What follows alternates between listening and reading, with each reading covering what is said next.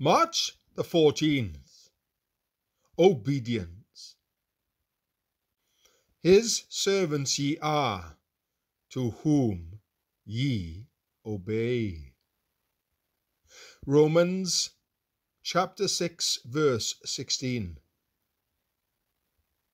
The first thing to do in examining the power that dominates me is to take hold of the unwelcome fact that I am responsible for being thus dominated because I have yielded.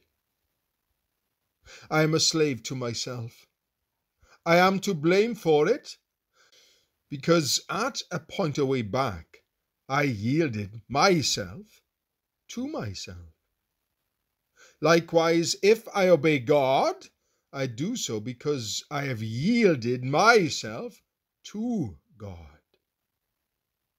Yield in childhood to selfishness, and you will find it the most enchanting tyranny on earth. There is no power in the human soul of itself to break the bondage of a disposition formed by yielding. Yield for 1 second to anything in the nature of lust. Remember what lust is. I must have it at once.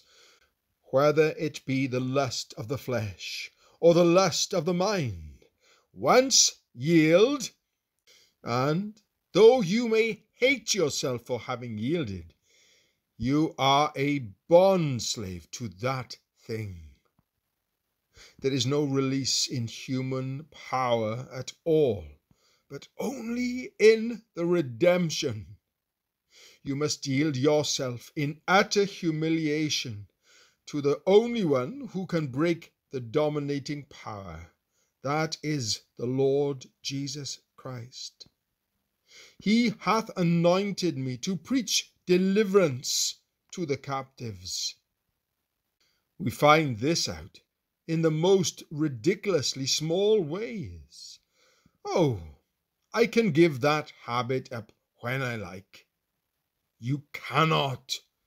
You will find that the habit absolutely dominates you because you yielded to it willingly. It is easy to sing, "He will break every fetter," and at the same time be living a life of obvious slavery to yourself. Yielding to Jesus will break every form of slavery in any human life.